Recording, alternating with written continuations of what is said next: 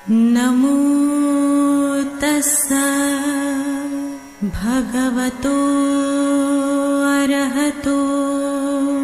नमो बुद्धाय। मैं आरपी सिंह आप सभी का हार्दिक स्वागत करता हूं हमारे विशेष कार्यक्रम धम्मदीप के विशेष एपिसोड में। जैसा कि आपको विदित है कि हमारे अब तक जो दर्शक हमसे जुड़े रहे हैं, हमारे साथ बने हुए हैं, हम उनका साधुवाद करते हैं और हमारे जो नए दर्शक हमसे जुड़ रहे हैं उनका हम स्वागत करते हैं। और इस क्रम को आगे बढ़ाते हुए आज हम चर्चा करेंगे प्रतीत्य समुत्पाद की 12वीं कड़ी जरा मरण के बारे में। एक बार फिर हम हार्दिक स्वागत करते हैं भंते डॉक्टर चंद्रकीर्ति जी का, जो बुद्ध दर्शन में उच्च शिक्षा प्राप्त किए हैं तथा आप देश विदेश में अनेकों सम्मानों से अलंकृत होने के साथ साथ अनेकों मंचों से बुद्धिज्म पर अपने विचार रख चुके हैं। तो हम स्वागत करते हैं भंते डॉक्टर चंद्रकीर्ति जी का। नमो तस्सा भगवतो अरहतो सम्मा सम्बुद्धस्सा। नमो तस्सा भगवतो अरहतो सम्मा सम्बुद्धस्सा। नमो तस्सा भगवतो अरहतो सम्मा सम्बुद्धस्सा। भंते जी, आपका बहुत बहुत स्वागत है। जैसा कि आप जानते हैं कि हमारे जिज्ञासु आपसे प्रश्न पूछने के लिए हमेशा व्याकुल रहते हैं और हमारे पास प्रश्न आते रहते हैं। तो आज एक जिज्ञासु ने बहुत ही ज्वलंत प्रश्न पूछा है कि मृत्यु को तो लोग गलत मानते हैं जबकि यह जीवन से जुड़ा हुआ एक सत्य है। तो भंते जी, कृपया इसके बारे में हमारे दर्शकों का मार्गदर्शन करें। बहुत बहुत धन्यवाद आरपी सिंह जी।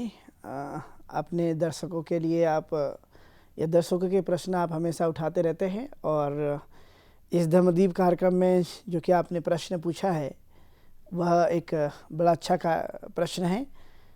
आखिर मृत्यु तो मनुष्य के जीवन काल का एक हिस्सा है, लेकिन फिर भी बहुत सारे जो लोग हैं इसे बुरा मानते हैं या अच्छा नहीं मानते हैं। जबकि आप देखेंगे तो यह एक मनुष्य के जीवन के साथ जुड़ा हुआ है, जन्म के साथ मृत्यु जुड़ी हुई है, इसे आप अलग नहीं कर सकते। इसलिए जैसे हम जन्म का वेलकम करते हैं तो मृत्यु को भी उस तरह से सोचना चाहिए कि क्योंकि मृत्यु जन्म के कारण उत्पन्न हुई है। यदि जन्म नहीं होता तो मृत्यु का सवाल ही उत्पन्न नहीं होता। इसलिए मृत्यु कोई बुरी चीज़ नहीं है। मृत्यु मनुष्य के साथ जुड़ा हुआ एक बड़ा हिस्सा है या पहलू है जो जन्म के साथ आई हुई प्रक्रिया है, उसको हम अलग नहीं कर सकते। लेकिन फिर भी बहुत सारे लोग दुख व्यक्त करते हैं, शोक व्यक्त करते हैं और मन में इस तरह के भाव उत्पन्न हो जाते हैं। तो कहीं ना कहीं इसे सोचना, चूँकि आप जानते कि 4 आर्य सत्य में तथागत गौतम बुद्ध ने इसे सत्य बताया है कि यह सत्यता है, यह मनुष्य के जीवन काल में आने वाली बातें हैं। ये कोई अलग नहीं हो सकता इसे, या अलग नहीं कर सकते। हो सकता है कि एक अंतर आपको देखने के लिए मिल सकता है कि किसी की मृत्यु किसी समय हुई या किसी की मृत्यु किसी समय हुई है, लेकिन आगे पीछे चाहे हो जाए लेकिन मृत्यु तो निश्चित है। इसलिए मृत्यु का हम स्वागत करें, मृत्यु का हम ये ना समझे कि हमारे जीवन का हिस्सा नहीं है, ये जीवन से जुड़ा हुआ हिस्सा है। और इसलिए हमें उतना शोक या दुख नहीं करना, क्योंकि ये तो आने वाली चीज़ है, इसको आप नकार नहीं सकते, रोक नहीं सकते हैं।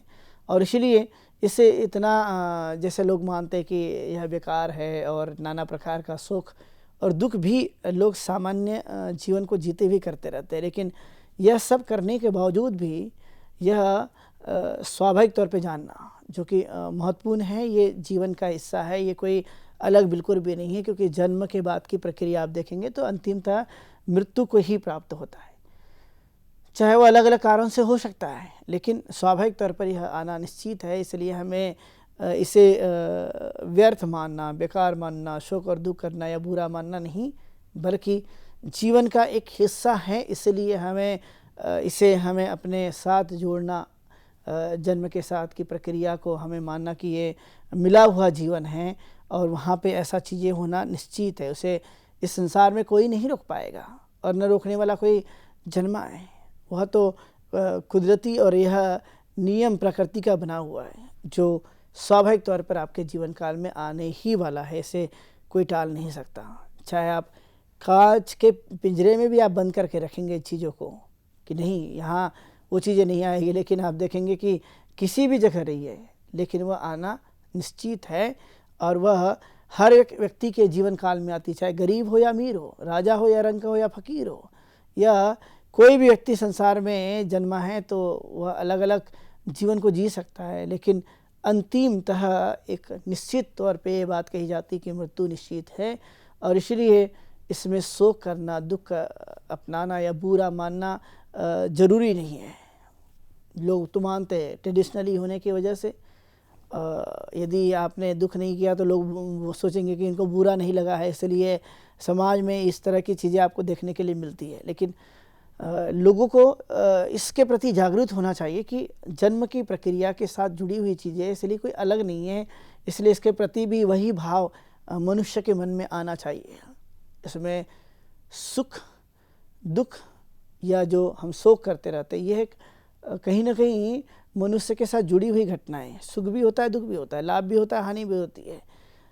तो ये चीज़ें तो आने जाने वाली रहती है, लेकिन फिर भी मनुष्य के जीवन काल में जो कुछ भी इस तरह की चीज़ें आती है, तो आने की वजह से हम ये मान सकते हैं कि नहीं, इन चीज़ों को रियलाइज करें, अंदर ही अंदर हम इस भाव को जाने, बोध प्राप्त करें कि हाँ ये चीज़ें आने वाली है। इसलिए तथागत गौतम बुद्ध ने किस्सा गौतमी को ये हकीकत दिलाया था और उन्होंने उसे बताने की कोशिश की थी। तो कम से कम हमें इस बात पर ध्यान देना या जानने की कोशिश करना कि ये क्या अलग है जीवन से, तो बिल्कुल भी अलग नहीं है।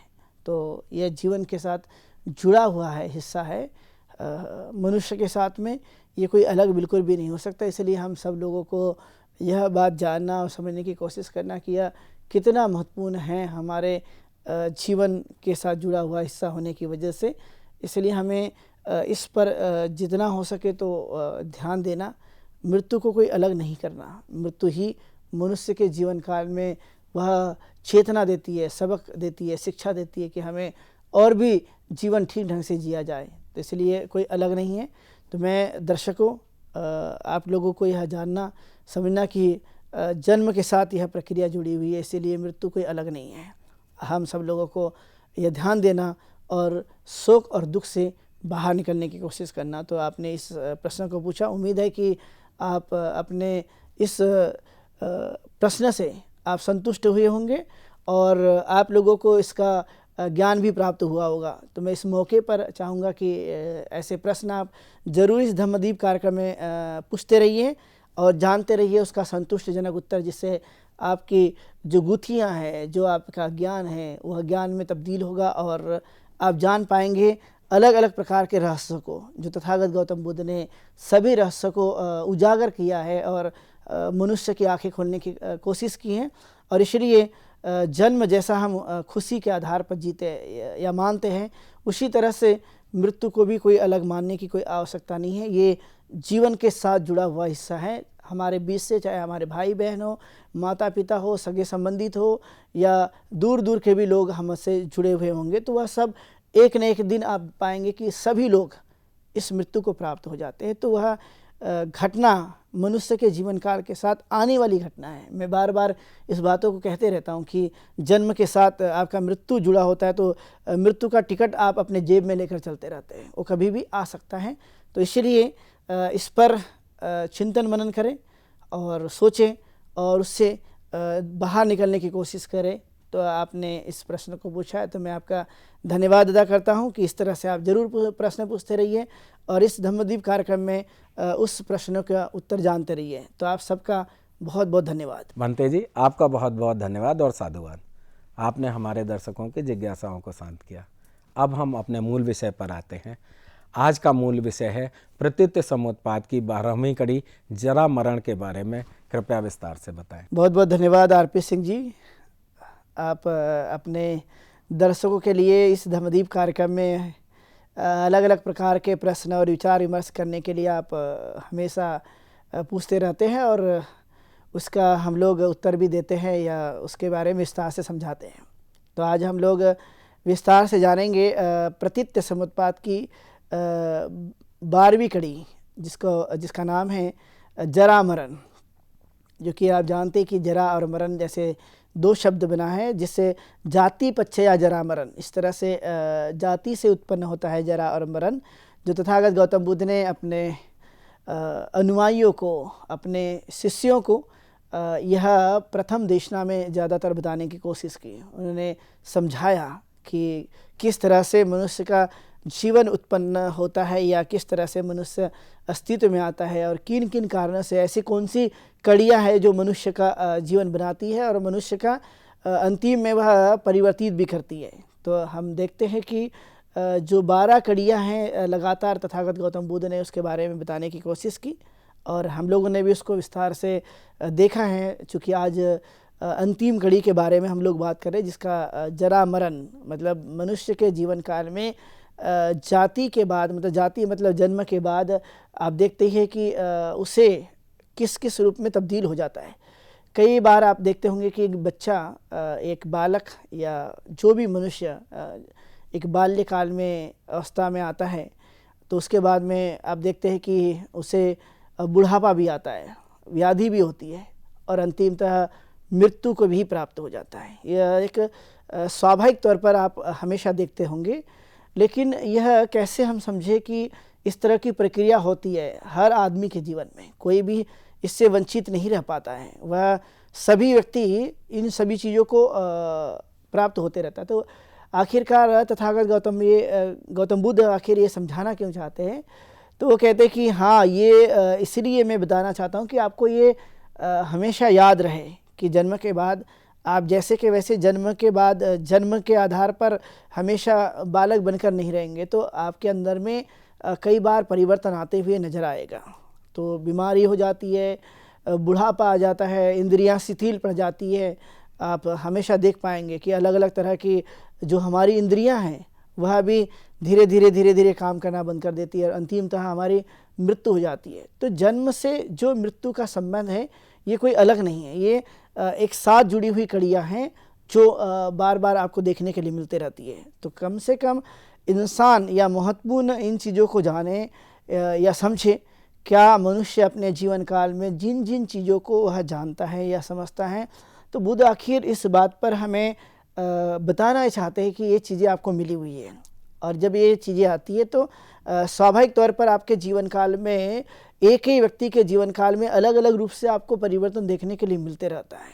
और जब ये परिवर्तन आप देखते हैं तो आप साक्षात्कार करें, उसको जानें, उसको समझें कि ये चीज़ें आती हैं जिससे मनुष्य अलग अलग तरह के जो कुशल और अकुशल कार्य करने की प्रवृत्ति मनुष्य के भीतर बनती है। तो वह इस बात को बताना चाहते हैं कि आप देखिए इस तरह से होता है। जब आप मृत्यु को प्राप्त होते तो आपका जीवन पूरी तरह से समाप्त नहीं हो जाता, तब भी जीवन आपका रहता है, बशर्ते वह परिवर्तित हुआ है। जैसे मृत्यु हो जाती है तो हम ये कभी कभी समझते हैं कि हमारा सब पूरा अंत हो गया, लेकिन ऐसा नहीं है। तथागत गौतम बुद्ध समझाना चाहते हैं कि मृत्यु होने के बाद क्या मनुष्य पूरी तरह से समाप्त होता है? तो बुद्ध कहते नहीं, मनुष्य का जो जीवन मिला हुआ है ये तत्वों से मिलकर बना हुआ है और जब तत्वों से मिलकर बना हुआ है तो मृत्यु के बाद उसके तत्व अपने तत्व में चले जाते हैं। जैसे रूप हमारा जो बनता है, हमने कई बार बताया है कि रूप जो बनता है मिट्टी, हवा, पानी और उष्णता से यह रूप बनता है और जब मृत्यु होती है तो यह तत्व अपने तत्वों में जाकर मिल जाते हैं। इसके साथ हमारे साथ मन जुड़ा होता है, जो चेतना है, जो हम लोग जो भी काम करते हैं अपने जीवन काल में, तो वह उसका रूप लेते चला जाता है।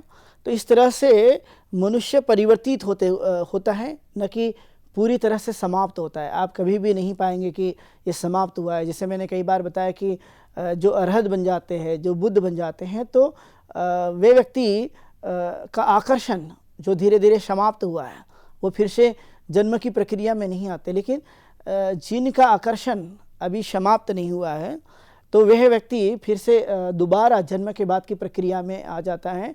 तो आप देखेंगे कि यह कड़ियाँ किस तरह से मनुष्य के साथ जुड़ी हुई है। तो अविद्या पचया संखारा, संखारा पचया वियान, वियान पचया नाम रूप पचया सड़ायतन, सड़ायतन पचया फस्सो, फस्स पचया वेदना, वेदना पचया तन्हा, तन्हा पचया उपादान, उपादान पचया भव, भव पचया जाति और जाति पचया जरा मरण। ये अंतिम में आप देखेंगे कि ये जरा मरण है और फिर से ये साइकिल जिसे कहा जाता है, जो एक चक्र है जिसे हम भव चक्र कहते हैं, यह फिर से उसी तरह से आपके जीवन काल में आ जाता है।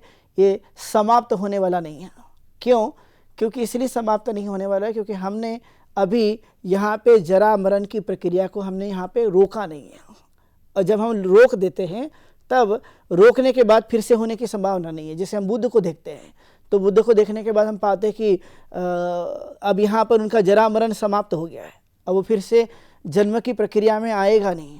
लेकिन सर्वसामान्य जो लोग होते हैं जो अपनी तृष्णाओं से मुक्त नहीं होते हैं तो आप देखेंगे कि जरा मरण की इस प्रक्रिया में फिर से शामिल होते हैं। और इसलिए मैंने कई बार आप लोगों को ये गाथा बताई है कि खुद अपने मुख्य बिंदु से या अपने उदान से तथागत गौतम बुद्ध ने कई बार समझाने की कोशिश की है कि अनेक जाति संसारंग संधा विसंग अनिंग विसंग ग कावे ग संतो दुखा जाति पुनः पुनः, कि मैंने भी कई बार जन्म लिया है और जन्म लेने के बाद में मैंने मृत्यु को प्राप्त किया और मुझे दुख भी हुआ है।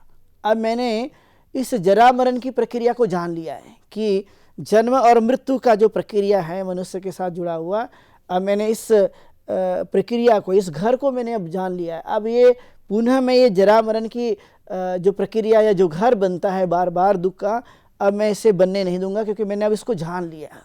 अब उससे कैसे निकलना है भव चक्र से, तो मैंने इसको जान लिया। अब इस भव चक्र में मैं कभी भी शामिल नहीं हो सकता क्योंकि मैंने इसको अब जान लिया। इसलिए अब इस दुख की प्रक्रिया से मैं पूरी तरह से बाहर हुआ हूँ।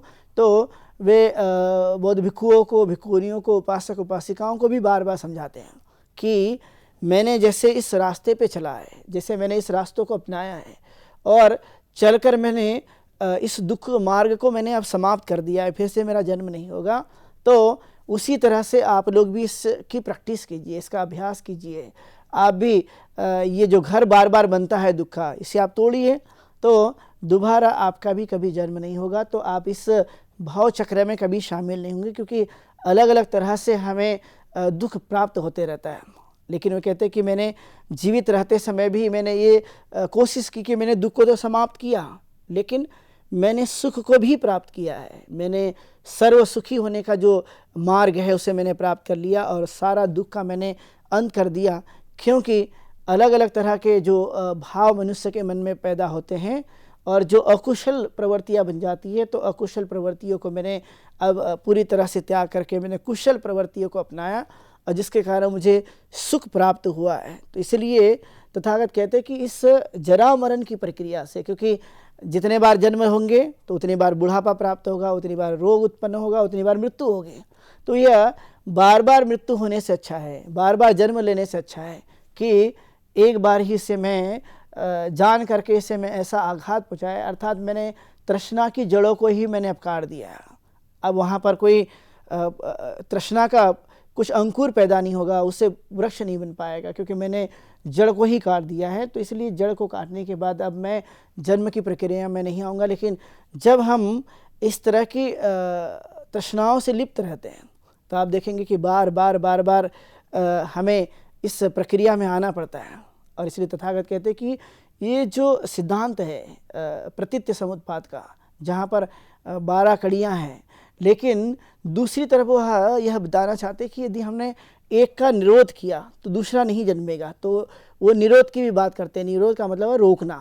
यहाँ पर था उत्पन्न होना, मतलब एक से दूसरा उत्पन्न होता है, लेकिन आप देख पाएंगे कि एक से दूसरा का निरोध भी होता है। तो कहते हैं कि अविद्या निरोधा संखार निरोधो, संखार निरोधा विया निरोधो, विया निरोधा नाम रूप निरोधा, नाम रूप निरोधा षडायतन निरोधो, षडायतन निरोधा फस्स निरोधा, फस्स निरोधा वेदना निरोधो, वेदना निरोधो तन्हा निरोधा, तन्हा निरोधा उपादान निरोधो, उपादान निरोधा भव निरोधो, भव निरोधा जाति निरोधो, जाति निरोधा जरा मरण निरोधा।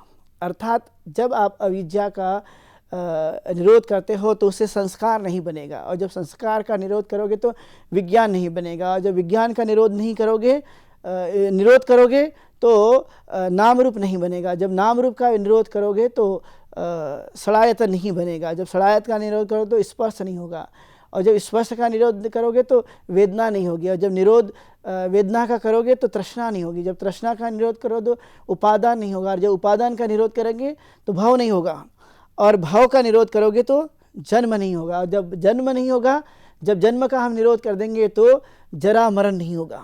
तो इस तरह की जो प्रक्रिया वो बार बार हमें समझाना चाहते हैं कि यह एक से उत्पन्न होता है, लेकिन एक का निरोध करने के बाद दूसरा निरोध हो जाता है, वो आगे नहीं बढ़ती प्रक्रिया है। इसलिए तथागत गौतम बुद्ध ने भी कई बार समझाया है, हम भी खुद रियलाइज करते रहते हैं कि हाँ, एक की चीज़ों का हम जब निरोध कर देते हैं तो स्वाभाविक के दूसरी चीज़ें उत्पन्न होने की वहाँ कोई संभावना हमें देखने के लिए नहीं मिल सकती, क्योंकि एक से उत्पन्न होता है, लेकिन एक से निरोध होने के बाद उसको अवरोध पैदा हो गया, हमने यहीं पर रोक दिया, तो उससे बाकी की चीज़ें बढ़ने की संभावना नहीं है। तो जन्म नहीं होगा तो बुढ़ापा नहीं आएगा, रोग नहीं होगा और मृत्यु भी नहीं होगी। लेकिन जन्म होगा तो बुढ़ापा भी होगा, रोग भी होगा और मृत्यु भी होगी।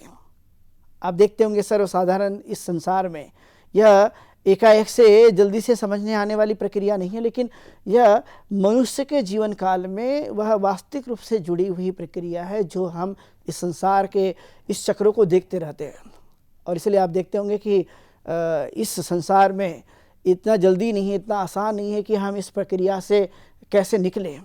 तो वही लोग जल्दी से निकल पाते जिन्होंने इस चीज़ को जान लिया, समझ लिया, और जिनको ये बोध प्राप्त हो गया और सच्चाई से उनका वास्तविकता हो गया है, नाता जुड़ गया है, और वह अपनी आँखों से, अपनी प्रज्ञा की आँखों से ठीक ठीक तरह से देख पाते हैं। तो यह खुली रूप से अपने जीवन काल में वह बोध प्राप्त कर लेते हैं और उन्हें इस जीवन में जरा मरण की प्रक्रिया से बाहर आ जाते हैं। लेकिन ऐसे बहुत थोड़े लोग होते हैं जो इस जरा मरण की प्रक्रिया से बाहर आते हैं। अधिकतर तो इस जरा मरण की प्रक्रिया में ही लिप्त रहते हैं। जैसे मैंने कई बार बताया है कि बहुत सारे लोग होंगे, ऐसे कुछ थोड़े लोग होते हैं जो विचरण करते हैं और विचरण करने के बाद कहीं पर भी हानि नहीं पहुंचाते हैं। जैसे आपने देखा होगा, एक फूल होता है, मधुमक्खियाँ होती हैं। मधुमक्खियाँ न जाने कहाँ कहाँ के फूलों से रस चूस कर लाती है, लेकिन मधुमक्खियाँ रस तो लेती है लेकिन फूलों को हानि नहीं पहुंचाती है। उसी तरह से जो मुनि होते हैं, जो जानकार होते हैं, जो इस चीज़ों को जान लिया है, तो वह इस संसार में विचरण करने के बाद भी वह किसी को भी किसी भी प्रकार की हानि नहीं पहुंचाते। वह अपने जीवन को भी धन्य बनाते हैं, अच्छा बनाते हैं, और दूसरों के भी जीवन को वह अच्छा बना देते हैं। यह थोड़े ही लोग होते हैं जो इस चीज़ों को जान लिया है। बाकी के अविद्या से लिप्त हुए लोग, अविद्या में फंसे हुए लोग, इस भवचक्र में फंसे हुए लोग, वह जल्दी से नहीं तोड़ पाते। लेकिन जिस समय उसको ज्ञान हो जाए, जिस समय बोध हो जाए, तो वह स्वाभाविक है कि इस प्रक्रिया को तोड़ देते हैं, और वह स्वाभाविक तौर पर वह इस प्रक्रिया को अपने जीवन काल में हटाने के बाद दुख के इस मुक्त जीवन को कैसे जी पाए, उसका खुद को ही उनको भाव पैदा हो जाता है। इसलिए तथागत गौतम बुद्ध ने बार बार समझाने की कोशिश की कि जितना हम इसे जान ले, समझ ले। क्यों? क्योंकि जाति के बाद आने वाली ये प्रक्रिया है, इससे संसार में कोई नहीं बचता है। यह वास्तविकता है। यदि कोई सोच भी ले कि मैं जन्म के बाद इससे बच पाऊँ, तो बचेगा तब वह जब इन सब अकुशल कर्मों को त्याग करके कुशल कर्म करने की जो भावनाएं चित्त में उत्पन्न हो जाती है, तभी वह आने वाले समय के लिए वो तोड़ सकता है, इसी जीवन में तोड़ सकता है। लेकिन उसका भाव मनुष्य के अंदर में पैदा होना चाहिए, उसका भाव मनुष्य को जागना चाहिए। तो आपने देखा होगा कि अधिकतर जानने के बाद, समझने के बाद और ये हमें देखने के बाद भी बहुत थोड़े बहुत लोग होते हैं जिनको ये भाव पैदा हो जाता है। बाकी को तो वह चीज़ें, जैसे लोग संसार में जिस रास्ते पे चलते हैं, सभी लोग ज़्यादातर उसी रास्ते का अंगीकार करते हैं। लेकिन थोड़े बहुत लोग होंगे जो उस रास्ते के विपरीत चलते हैं। तथागत गौतम बुद्ध स्वयं कहते हैं कि जिस मार्ग से बहुत सारे लोग गुजरे थे, लेकिन मैंने उनके रास्तों को त्याग दिया, और मैंने ऐसे उनके लिए जो विपरीत रास्ता था, लेकिन मेरे लिए तो बहुत सरल और सीधा रास्ता था, मैंने उस सीधे रास्तों को उस रास्तों को ही मैंने अपने जीवन काल में अपना लिया है, जो लोगों को लगता था कि ये विपरीत रास्ता है। तो यह मैंने सरल मार्ग का गमन किया, लोगों को जो बहुत कठिन लगता था मैंने उसे अपना लिया, और मैंने इन सब बंधनों से मुक्त हो गया हूँ। बाकी लोगों के लिए तो वह सब आसान लगता है। इसलिए कई बार आपने सुना होगा कि हमारे लिए तो बड़ा कठिन है, रास्ता, क्योंकि इतना त्याग करना, इतना संयम प्राप्त करना, यह तो मुश्किल काम है। लेकिन यह मुश्किल है क्योंकि हमने उस रास्ते पर चलना शुरू नहीं किया। लेकिन जिस दिन हम इस रास्ते को चलना शुरू कर देते हैं, जीना शुरू कर देते हैं, तो यह कठिन रास्ता भी हमारे लिए आसान लगता है, क्योंकि लोग ही तो थे जिन्होंने इस रास्तों को जिया और इस जरा मरण की प्रक्रिया से बाहर आए। लोग ही तो थे जिन्होंने नहीं समझा और इस जरा मरण की प्रक्रिया में शामिल रहते हुए जीवन को जीते रहे। तो इस तरह की प्रक्रियाएं जो बार बार आपको देखने के लिए मिलेगी। इसलिए आप देखते होंगे कई बार तथागत गौतम बुद्ध कहते कि जब मैं ज्ञान प्राप्ति के लिए तैयार हुआ या मैंने सोच लिया, दृढ़ संकल्पित हो गया कि मैं अब ज्ञान प्राप्त करके रहूँगा, मैं इस तृष्णा के, इस सभी प्रकार के मायाजाल से अब मैं मुक्त होना चाहता हूँ।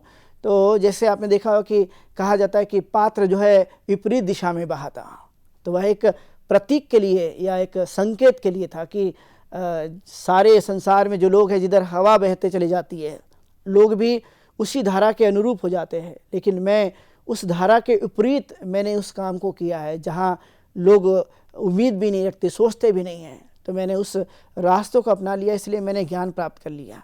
वैसा ही जब आप देखेंगे कि इस जरा मरण की प्रक्रिया में जब हम सोच लेते हैं कि हाँ ये दुख का कारण है, इससे बार बार जन्म की प्रक्रिया में आते हैं, दुख भोगते रहते हैं, तो जिन लोगों को ये जान ले, समझ ले, अंदर से वह भावना उत्पन्न हो जाए, क्योंकि हमारे लिए कोई रास्ता चलने वाला नहीं होता है। मनुष्य को स्वयं का रास्ता स्वयं ही चुनना होता है। मनुष्य को स्वयं को ही इस रास्ते में आना पड़ता है, स्वयं को इस रास्ते से निकलना पड़ता है। कोई हमारे लिए चलने वाला नहीं है। और इसलिए हमने देखा है कि इस प्रक्रिया को जानना यह कोई आसान काम नहीं, यह बहुत कठिन कार्य है। लेकिन कठिन तो है, लेकिन मनुष्य चाहे तो इसे जितना हो सके तो उतना सरल बना सकता है, जितना हो सके तो उसे सुगम बना सकते हैं। वह निर्भर करता है हमारी अपनी व्यवहारिकता पर। कई बार आपने देखा होगा कि छोटे छोटे प्रश्न को मनुष्य जटिल बना देता है, और कई बार आपने देखा होगा बड़े बड़े प्रश्नों को वह सरल बना देता है। उस व्यवहार के ऊपर में, उस ज्ञान के ऊपर में, उस जीने के भाव को ही हम समझ सकते हैं कि किस तरह के हमने भाव को बनाया है। इसलिए तथागत गौतम बुद्ध से पूछा गया कई बार कि आप बताइए कि जन्म होने के बाद में मनुष्य को जिस तरह से सुखी होता है, क्या मृत्यु के बाद भी वैसा ही सुखी होना चाहिए? मृत्यु के लिए हमें दुख मानना चाहिए? तो तथागत ने समझाया कि मनुष्य को उस वास्तविकता को जानना चाहिए जिससे हमें सत्य प्राप्त हो जाए, और जिसको सत्य पता चल जाए तो सुख ही प्राप्त होगा। तो इस तरह से तथागत गौतम बुद्ध ने प्रतीत्य समुत्पात की 12 कड़वी, जो कि आप जानते हैं कि जिसे हम जरा मरण कहते हैं, तो आज हम लोगों ने जरा मरण को बड़े विस्तार से देखा है। आप सब लोगों ने सुना है, जो कि बहुत ही महत्वपूर्ण विषय है। और लगातार इस प्रतीत्य समुत्पात में हमने अलग अलग विषय पर विस्तार से आप लोगों को जानकारी दी, आप सब लोगों ने सुना है। तो मैं सबका बहुत बहुत धन्यवाद अदा करता हूँ। आप सुखी बने, दीर्घायु हो, स्वस्थ रहे, ऐसी मंगल कामना करते हुए यहीं पर रुकता हूँ। बहुत शुभ मंगलम। धन्यवाद भंते जी, आपने हमारे दर्शकों को बहुत विस्तार से चर्चा की। साथियों, आज के इस विशेष प्रोग्राम में बस इतना ही। अब समय हो चुका है आज के प्रोग्राम के विश्राम होने का, लेकिन उसके पहले आपको बताते चलें कि आपके मन में भी जो प्रश्न हो, जो जिज्ञासाएं हों, वह आप इस प्रोग्राम में पूछ सकते हैं। आपके प्रश्न पूछने का नंबर है, आप हमारे व्हाट्सएप नंबर पर बात कर सकते हैं 9639010109 पर आप अपना प्रश्न भेज सकते हैं, या हमारी ईमेल आईडी subhartibuddha@gmail.com पर आप प्रश्न भेज सकते हैं। तो मुझे उम्मीद है कि आप अपनी जिज्ञासाओं को दबाएंगे नहीं और हमारे इस विशेष प्रोग्राम का हिस्सा बन अपनी जिज्ञासा को शांत करेंगे। तब तक मैं आरपी सिंह भंते डॉक्टर चंद्रकीर्ति जी के साथ लेता हूँ विदा। कल इसी समय आपके समक्ष फिर उपस्थित होंगे। नमो बुद्धाय। नमो तस्सा भगवतो अरहतो